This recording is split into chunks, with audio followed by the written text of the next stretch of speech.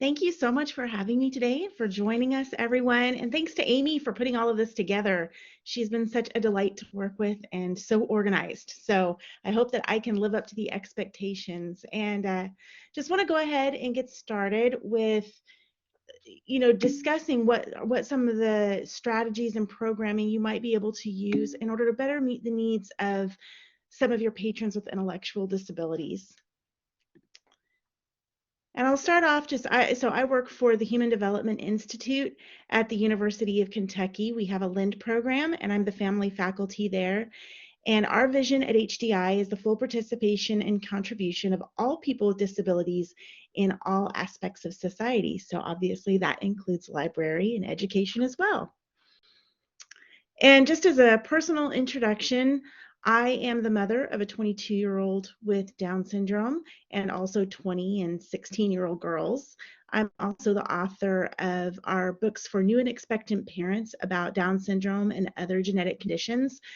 We have our lettercase National Center for Prenatal and Postnatal Resources that has a range of different books about Down syndrome, Turner syndrome, Klinefelter syndrome, Prader-Willi syndrome and Jacobson syndrome, and we are currently working on spina bifida. And ultimately, these are resources for doctors usually to give their patients who are first getting a diagnosis, and we also have patients who use those as well. And then we have another more in-depth program, Down syndrome pregnancy, that is for those who've received that diagnosis and have a lot more detailed questions about how to prepare for breastfeeding, how to prepare for a possible hospital stay with health issues. So we've got a range of different resources at lettercase.org and downsyndromepregnancy.org through our program that are available to you as well. And I will say, growing up, my kids, we were all huge fans of the library and started off with the early programming and then moved through, those summer reading programs. And that was something we had at the top of our list every summer, was to go by the library and get our card to fill out and ultimately get our Chick-fil-A gift certificates and all the wonderful things that you get as part of the library. And I should say that even though I work for University of Kentucky, I live in Georgia, but my grandmother is from Stearns, Kentucky. So if there's anybody from McCreary County, that is my neck of the woods historically. So just want to start off with some different disability definitions so that we are all on the same page.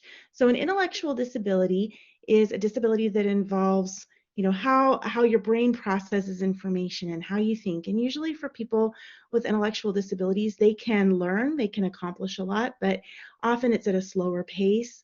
And maybe they need some more concrete kinds of interactions as opposed to abstract. But it just basically means that there are some difficulties with processing information that way.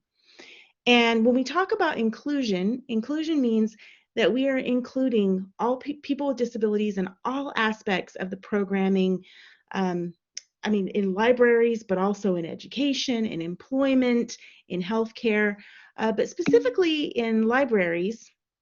That would be with programs, making sure that your programs are including anyone who might want to be involved. Patronage, making sure that those with intellectual disabilities feel welcome when they come to the library, and also making sure that your content is accessible to them. And another great term to be aware of is universal design for learning, if you haven't learned about that already, which I'm sure many of you have, but basically meaning that when we design any program or content that's going to be used, that we anticipate that there are a range of people who might want to be using that content, and we make it so that they are all, it's accessible to all of them. And so, in the case of an educator, that might mean let's make sure that, we use visual methods of learning, auditory methods of learning, motion, and so that kids can learn in all the different ways that they might need to access information. And then specialized services and supports. Sometimes people with disabilities might need some additional services to give them the support that they need in order to access content. So things like kind of in our traditional sense, that would be like American Sign Language interpretation or the captioning that we have with this session. It's an additional service that makes it so that the content is accessible to people with disabilities. And so some of the different disability philosophies that are really important in order to make sure that they feel welcome and that we are also helping people to reach their full potential is to make sure that they can connect with mentors who have lived experience and are family members, because the best people who understand what life is like with a disability are those who have lived it. So making sure that we're connecting people together. You might also hear about person first and identity first language. Person first language means you say a person with a disability, and identity first language would say a disabled person. And there are different preferences in the disability community. For people with Down syndrome, it's most common to use person first language, so you say a person with Down syndrome. But for many of my autistic friends, they take pride in that identity, and so they use identity first language and say they are an autistic person. So it's important to be aware of the preferences of the different communities in order to communicate with them in a way that makes them feel like you know and respect who they are. The other thing is to make sure, just in daily interactions, to avoid stereotypes or assumptions. Sometimes when someone comes in with an intellectual disability, there might be an assumption that, oh, maybe they're not interested in reading because reading is hard. But actually, we have some friends who are very interested in reading in lots of different capacities. So just to not make assumptions about what somebody may or may not want to do, but to ask questions, which is always a good approach, right?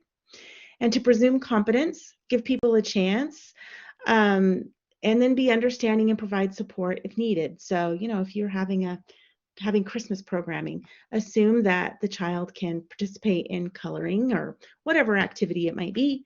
But if you see that they need some additional support, maybe then you have some of the crayons with the special handles that allow them to participate. And then the most critical piece of all of it is to assume that people with disabilities belong and to make them feel welcome when they're in the library space and also anywhere in society, that they're an important part of our community and we want them to be with us. So that's kind of, those are the fundamental philosophies of disability. And so now we'll kind of jump into what are some of the practical strategies that you all can use. And actually, before I do that, I do want to stop for a minute and see if there may be any questions in the chat based on the disability definitions and philosophies. Stephanie, this is Hillary. I'm not seeing any at this time, but please feel free, folks, to type in any questions you may have. That was a very good distinction, and thank you for clarifying. But specifically within the folks who have different types of disabilities, how they may choose to be identified. But please feel free, anybody, to type questions in. And the safest bet is if you ever wonder, gosh, what kind of terminology should I be using? People with disabilities almost always, are welcoming and excited when you ask questions, because that means you're eager to learn and you want them to be included. So, all right, so we'll go ahead and jump into some of the practical strategies. So the first thing you'll want to do is assess your current programming and content, and to talk to your patrons with intellectual disabilities, as well as their direct support providers.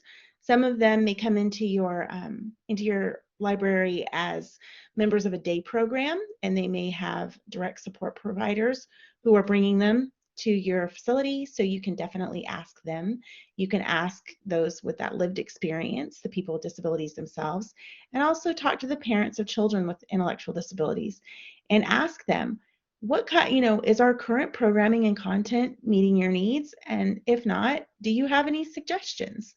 And so do kind of an analysis of what your current landscape is and talk to the stakeholders who are part of that. You also want to look for universal design and inclusion in all programs. There's a really great example that I was reading about, Games for Everyone, for example, if you're having a game night, right, and you were planning on using maybe chess or something that might be a more complicated game, make sure you've also got some other games that a person with intellectual disability might be able to access as well. So my son with Down syndrome, for example, is really great at Uno, but chess would be one that he couldn't do so much, but Uno is one that he loves to participate in. So make sure that when you're offering something like a game night, that you have games that anyone might be able to use across that spectrum. Also, you might want to have specialized programming. So you're looking at kind of all of your programs there and saying, in what capacity can all of my programs be accessible to people with intellectual disabilities? But then you also might want to look at some specialized programming that's specifically for them, and look at what might be helpful.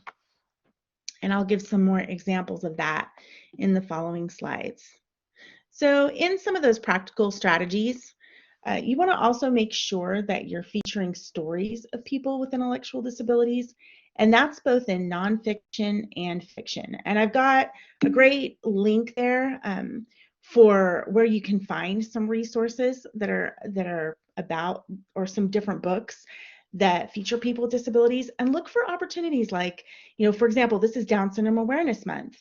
And there is this great story, or this great book written by Connor Gifford, who's a person with Down syndrome who wrote about American history. So during Down Syndrome Awareness Month, you can feature that story. We all know there are days and months for everything. And that's one way that you can make sure you're including people. And when I say get creative, and I have the little book there, Hooray for Wadney Wat. When my son was in kindergarten, we would always kind of introduce and talk about what his disability meant to the kids in the class. So in Andy's case, and we tried to be really practical at that age, we didn't get into the chromosomes, and the person with Down syndrome has an extra copy of the 21st chromosome. But instead, we talked about, sometimes Down syndrome makes it so that he's a little bit harder to understand when he talks. And it also means that he uses sign language. And the kids always thought that was so cool. And so we would teach the kids some of the signs that he uses. But we would also we would read the story Hooray for Wadney Wat, because it's, where he's got actually a speech delay. And you might not think of that normally if you're thinking about books about disability. You might not think about Wadney Wat, but he actually does have a speech delay there. And so that was a great one to show the kids that this little character has this speech impediment, but at the same time, it ends up being a strength for him with Camilla Capybara that none of the other rodents had. So there are ways in which you can engage in conversations about disability that might be a little more creative when you look at some of the literature that you have on your shelves. So it's important to feature those stories. The nonfiction stories are also really great. There's a wonderful book out, for example, that just came out past couple of years, by Judy Heumann, called Being Human, and she was a civil rights leader in the disability movement. And so that's a great story to feature during Disability Awareness Week. And lots of great biographies of leaders in the disability movement. And so that's one way that you can be inclusive. You can also host conversations about disabilities and supports. So like we're talking about with Judy Heumann, you could have a book group where you read Being Human, and actually have an online disability book group that I coordinate among parents of kids with disabilities. We read a book every month. That's our book club, and we discuss Being Human and ideally, or in other books like that. And then we can bring in speakers who live with those conditions to address what they meant and what their experience was like, and to host some of the conversations. And that's the thing too about online resources, that you can have people join virtually and talk about that. You can also recruit people with intellectual disabilities as volunteers and employees. You can't imagine how empowering it is to be a person, the parent of a child with a disability, and to see a person with a disability actually working at whatever facility you're at. I remember being in the hospital when my son had a bout with pneumonia, and we saw a young lady with Down syndrome who was working collecting some of the specimens, and you realize, wow, that really can be a future. And so you're painting the future for these families. So recruiting people with intellectual disabilities as volunteers and employees can be a really powerful, they can be powerful allies because often very dedicated to their positions, and also an opportunity for them to be examples and mentors to other youth with disabilities who are in your region. Stephanie, I'm sorry to interrupt you. This is Charlie from KDLA. We're Yes, getting a little breakup on your if on your feed. If you wouldn't care to just turn off your video, I it sure can. should be right next to the microphone icon. That would just help us, yep, to be able to hear and see the content a little bit better. Thank you so much. I'm so sorry about that. No, Thanks no for worries. letting me know. Sure Is there thing. anything you missed on the previous slide that you'd like me to reiterate? Um, what is happening?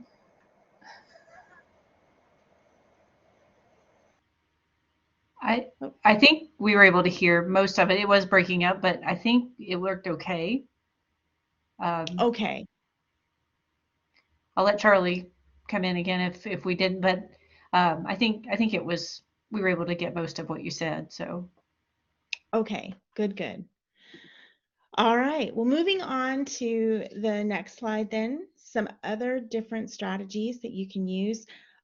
Our local library uses reading with therapy dogs, and that is a great opportunity to encourage reading among kids who might otherwise struggle with that. And the therapy dogs help them to develop that confidence in reading. So that's a strategy that you can use. Another library that I had read about offers film discussions for people with disabilities, with intellectual disabilities specifically, because sometimes, since that can be an area that's more challenging, reading or the film discussions allows people to have that film depiction of a book so that they can better understand the content.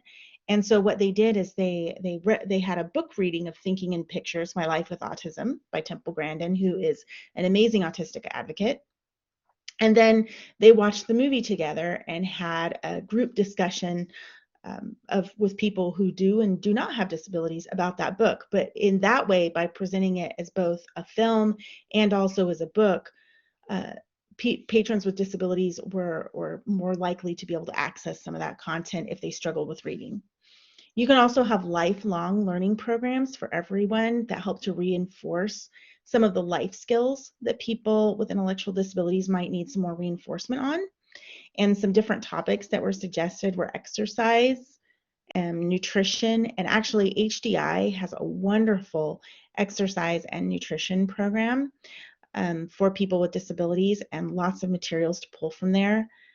Others would be cooking, fire safety, crafts, and the local environment. And a good group to particularly include in some of that life skills training would be adults who attend local day programs, because often they need programming in order to reinforce some of those skills. You can offer care provider workshops for people who provide both adult and child care to people with disabilities. And you can also work with local, and I'm so grateful to you, Hillary, for posting those links. Thank you for doing that. You can also work with the local advocacy organizations. Like, we have the Down Syndrome Association of Central Kentucky and Lexington. There's Autism Society of the Bluegrass, and you can give them space in order to come and help conduct some of those care provider workshops. You can offer disability resource fair. That's something that's a great opportunity to bring in, the different service providers in your area. You may have adaptive exercise types of programs like dance and gymnastics, and help families and individuals with disabilities understand what resources are available to them in your area and showcase them through events at the library. Some libraries offer early intervention playgroups. So all children with disabilities who qualify 0 to 3 are able to attend early intervention, where they receive speech, physical, occupational therapy services as needed. And those, that kind of gives you this cohesive group that is receiving services that could come and attend a play group at your library. And so it gives the parents an opportunity to also make connections so that they can better support each other in raising their children. And then gaming activities with adaptive options. So like I was saying, if you say you're doing a virtual gaming and you're featuring maybe some more complex games, like, I know a lot of libraries now are doing some of the digital with, you could have Zelda or Mario, but there can also be, Minecraft is one that is really accessible for a lot of youth with intellectual disabilities. So making sure that you have adaptive options so that those who might have difficulty processing more difficult games can participate in some games that are easier to understand.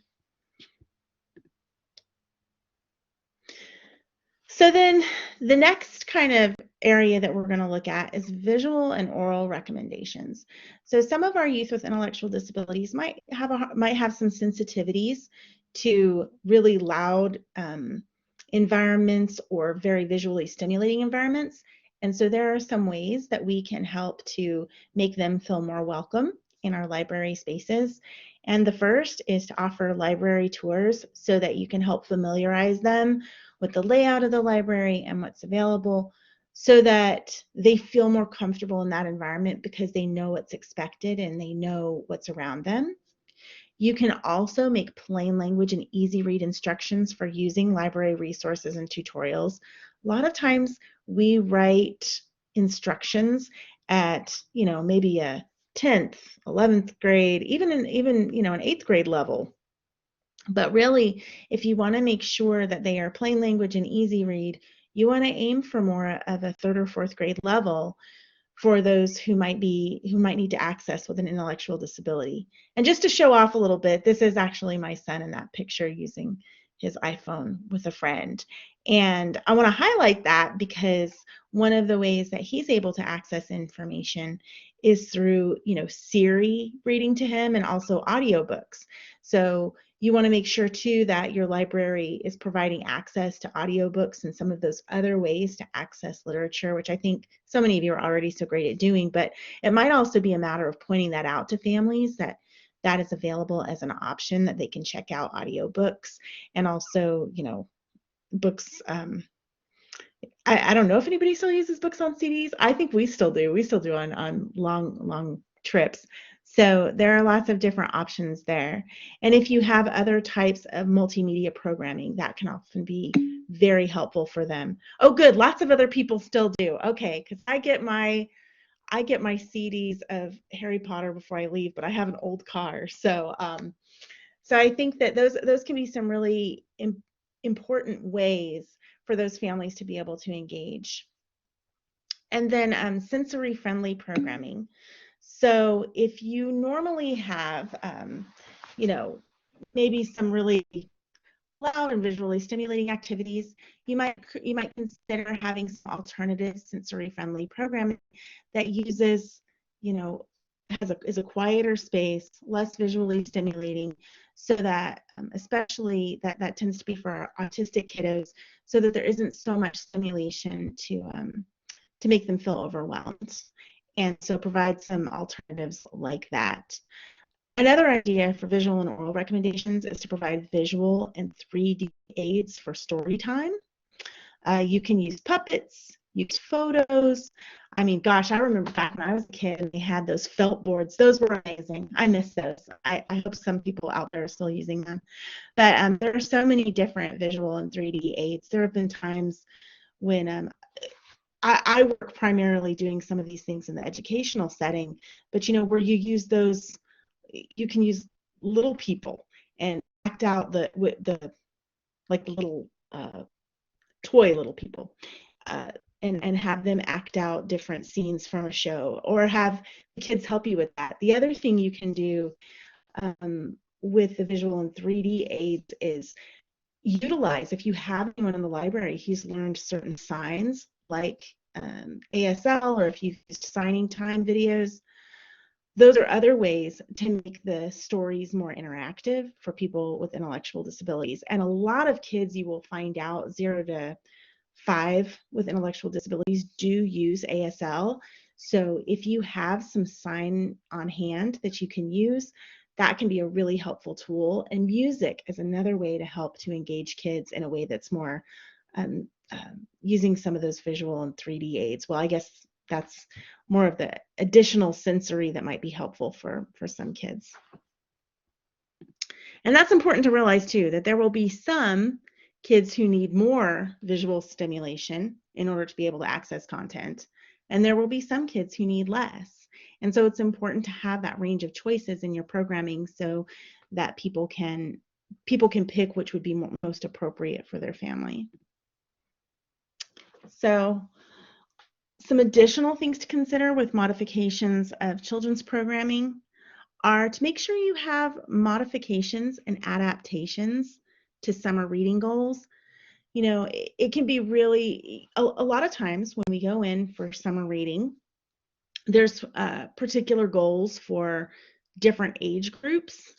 And it can be really challenging when you go in and you have a child who's, you know, maybe 15, but still reading at a 3rd grade level and trying to figure out what kind of summer reading goals can we do, and is it okay for us to make modifications and adaptations to that?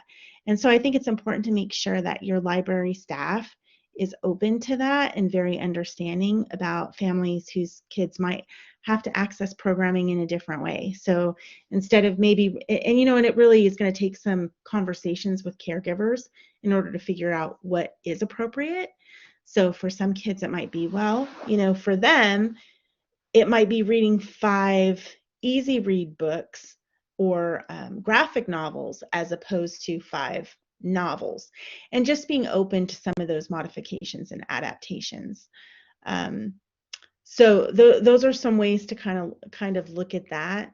And you might want to have some that are readily available. Sometimes it also helps to look at, I know that with my son, they would sometimes let him use the criteria for some of the younger grades, but that also depends on how aware a kid is. They might be self-conscious if that's presented to them as an option, but in his case, that was actually very helpful, and we appreciated that. You also want to make sure that you have, as part of your resources available to families, easy read books, picture dictionaries, and graphic novels, because a lot of times those are ways that those kids are currently developing, and making sure that they cover some of that they aren't necessarily child. So say you've got, so you need to have those for the younger kids, but also as they're aging, you need to make sure that those easy read books are age appropriate, even though they are easier to read. And I think that's where graphic novels can be really helpful, but also books like Fly Guy, because if you're 14 or 12 or 13 years old, Fly Guy is still pretty entertaining, whereas you really don't want to be reading Clifford. So I think that I think it's important to make sure that you have a range of different types of books that might be appropriate according to content for someone's age, even if they are reading at a lower grade level. Make sure you can also use picture schedules and social stories in order to help kids with disabilities to understand what's coming next in the programming. So, you know, these are, you know, you might want to say we're doing an introduction, we'll do an opening song, then we'll read the book, then we'll do a closing activity, and you have that depicted in a picture schedule. And for some kids, that can be very reassuring in knowing what to anticipate with the schedule. You can also do social stories to help reinforce what kinds of behaviors are expected at the library, and to talk about what it looks like when someone is successfully, you know, following the rule to, you know, ask a librarian if they want to, if they need help finding certain content, or or about, you know, using your quiet voice in the library. There are lots of different ways that you can present that in a positive behavior model by using social stories. And in story time, to modify children's programming, it can be helpful to use a slower pace and visuals. You can also create busy boxes that include materials like the little pop toys that allow people to kind of keep kids' hands busy. You can have therapy. You can have all kinds of different kind of busy box tools that help them. If you have kids who tend to be, kind of active and need something to keep them entertained while they're also listening, that can be helpful. Those visuals might help some kids who aren't auditory learners to be able to understand what's being said. And then I love that Ashley said that you have a sign of the day at your story time. That's so great because that really helps those kiddos to be able to both understand some of the content if that's their primary mode of language. And I can tell you, so my son could sign 300 signs before he could speak. And now he talks all the time, but that was a really important stepping stone for him. And there's this really great video series, Signing Time, that can also help you and your patrons learn how to use sign. And I know when my kids were in the library, they actually had Signing Time videos that we could access there, which was really helpful. You might also want to make sure as you're doing activities that you have some assistive technology. Like I was mentioning before, easy grip crayons, there are adapted scissors, and those kinds of tools can help kids to be able to participate in activities that they might not be able to otherwise do, because it can take a while for some of our kiddos to develop the fine motor skills to cut with regular scissors, but adapted scissors make it easier for them. And then you might also want to look for opportunities to have peer mentors, so they have some friends who are helping to guide them through some of these library processes without having to have an adult kind of sitting there beside them. And so I guess I want to take a minute because I'm seeing that a few of you have made comments, and I want to make sure that I am addressing questions that you all have about some of the ideas that I presented, and see if you have any other ideas that you've done that you found particularly helpful.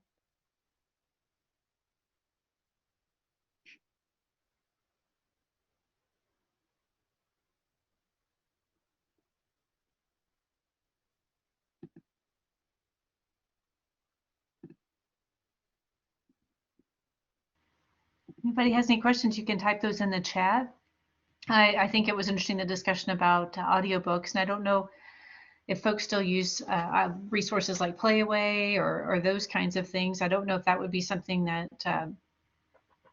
could be helpful as well. I'm just thinking that myself. I don't know if that, or other resources that folks can use that could hear an audiobook.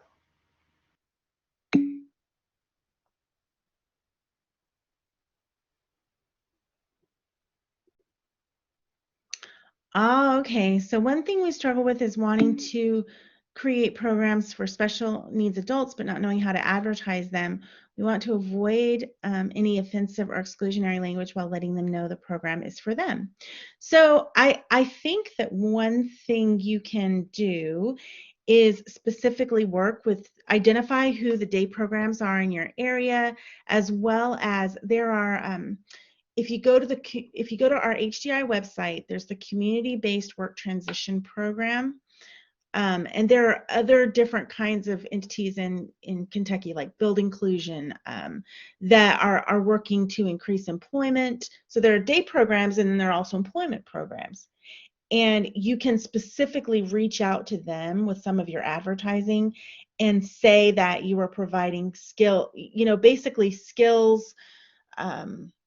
I would say life skills, and helping people to build confidence in those areas. You may end up having other people who come, and that's okay because that means it's inclusive. But if you specifically advertise to those populations, they will know that life skills are a tool that they really need, and that it would be appropriate for them. So I think it takes kind of reaching out to them specifically. That's a great question.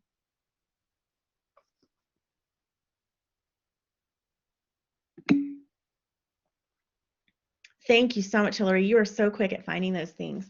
And so that actually goes to my next point, which is the importance of community partnerships, because I think that's really where you're going to be able to find out what language people use, what needs they have, and also how to advertise to the specific populations you want to reach. And so some of the ones to look at are First Steps. So that's the early intervention program in Kentucky. You can look at the City Parks and Recreation Department. A lot of time, most of the time really, our City Parks and Recreation Department will have some programs that specifically serve people with disabilities, and they can provide you with, or they can share some of your information with those families that they serve. You can work with the police and fire department to be speakers for some of these events, like we talked about fire safety, and there's been a lot of kind of challenges over the years in making sure that police and people with disabilities are interacting in ways that make sure that they understand what the police are available to do for them, and also that police understand some of the challenges maybe that people who have processing issues might experience when they're getting directions. And so that can be another way you can help bridge that, bridge some of those relationships. There are also music therapy programs, and a lot of times they can come in and do a class for your library. There are reading therapy dog programs as well that can come in and offer their services. And it's often a way for them to make connections with people in the community. And like I said, our community work-based transition program at HDI, as well as day programs for adults with disabilities throughout Kentucky. And at HDI, another thing you can do is that a lot of us, who are community partners, produce, for example, we have our checklist for employment website. And with the checklist for employment, we give different ideas that you can do at different ages to help build employment skills. So you can share those types of checklists with your library patrons who have disabilities. And so a lot of what we include in those, like in our list for kids 3 to 5, we recommend that parents expose them to books about different types of jobs.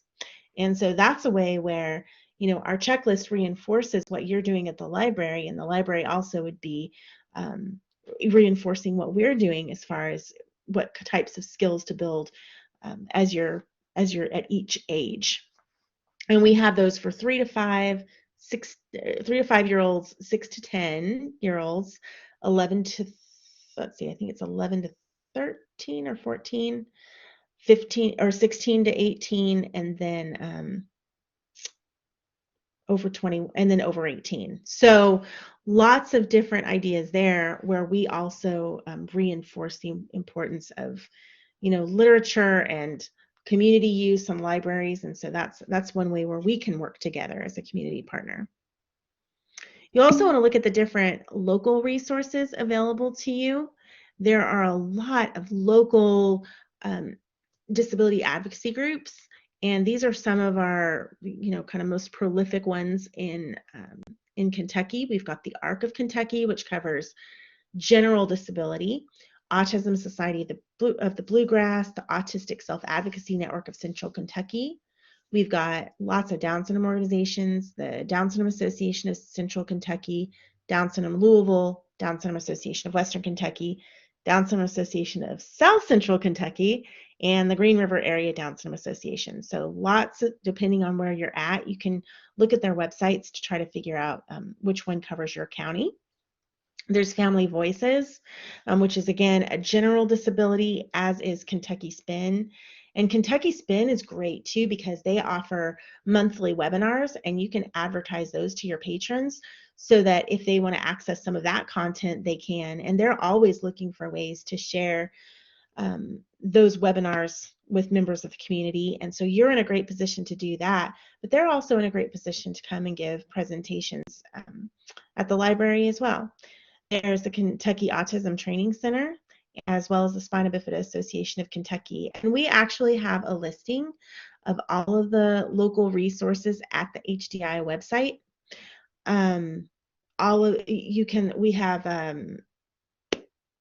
We have a list of that and all of the different recreational options as well. And I can get you those links, Hillary. I'm so sorry about that. I should have had that on that page. You also have resources from National Library Services. You've got the National Library Service for the blind and disabled, and you've got Libraries for All, which covers, you know, how to make libraries inclusive for everyone. And then there are also other, this publiclibrariesonline.org had some specific suggestions for how to reach out to people with disabilities. So lots of great resources out there that you can access from the general library community. And so this is a cute picture of little Julia. And so I wanted to kind of, just make sure. I'd like to hear from you all about what you've heard that you think might be some ideas that you can use, and also leave some time for questions that you might, any additional questions that you might have for me. And while we're doing that, I will also look for that the recreation and the local partners page so that you can access all of those from HDI as well. Stephanie, thank you so much for all of this great information, particularly the links to these that you have mentioned, and then just the wealth of practical resources that you have and ideas you've shared. Folks, please feel free to type in the chat any questions you may have for Stephanie. Yes, thank you, Charlie. Plug in for the Kentucky Talking Book Library that is housed within KDLA. That we can get applications for you. That Charlie's put the information there. There's an application available on that site. And even as far as I understand, that can include folks who, yes, Charlie's already putting that information in there, folks who even have a reading disability. So if you work with your local school system or anything like that, and I'll be quiet, I think Charlie's going to pipe up.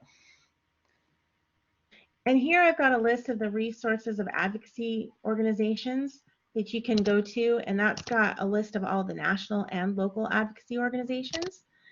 And now I'm going to also pull up our recreation manual, because that has some different recreation partners that you might be able to use. There you go. There's the recreation guide, and it talks about different arts, camps and clubs, fitness, outdoor recreation, sports, all different kinds of information. And Kelly, you said great information. I think folks can get overwhelmed thinking they have to become instantly 100% inclusive and perfect instead of taking individual steps. That is such a good point, because, you know, I always love that quote that the way you eat an elephant is one bite at a time, right?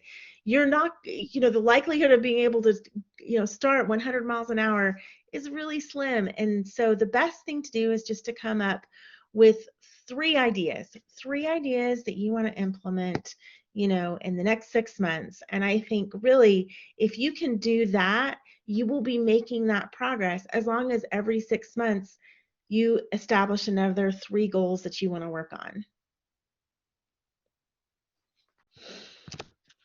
I want to mention that Stephanie talked about therapy dogs, and tomorrow at noon, we'll have a therapy dog group here to speak, Possibilities Unleashed in Public Libraries. So if that's something of interest to you, certainly tune in tomorrow for that session. Of course, these all will be recorded, just as we're recording this session, and all the slides and so forth are available. I don't want to sound like a broken record, but if you've joined late and aren't aware, Amy created a Google Drive site that has resources, including all the presentations and also partner information. So I'll drop that link in the chat, but those are available for you as well. And thank you, Stephanie. Oh, no problem at all. And I also just posted a link for the Wellness for KY project, and that talks about lots of different ways that you can encourage good nutrition for people with disabilities, so that if you want to have a seminar on that, you can do it. I also wanted to share with you that at HDI, we have a seminar series, and you can access our seminar series and learn more about lots of different topics, and you're always welcome to utilize that. And I'm seeing here some comments. Ashley says that you do a pause to read once a month, but struggle to find certified therapy dogs. Only have 2 currently, and I know that can be a challenge depending on where you're at. And I'm wondering, I mean, it would be helpful to have some, you know, I don't know if there are certain ways to identify new therapy dogs. I will check into that and see what I can find. And then Mary says she's had excellent experience with reading therapy dogs and look forward to bringing this program back to the library. And then it's a sweet, and Ashley says it's a sweet, uplifting program. I know it's been really helpful for my son that we have that available locally where we live. Okay. And Mary already has the answer. Ashley, there's a group on UK's campus that we will start working with. Please email me so you can get in touch. Great. Well, I'm glad that you already knew the answer, Mary, and I did not. I have now learned something that's available at UK that I didn't know about.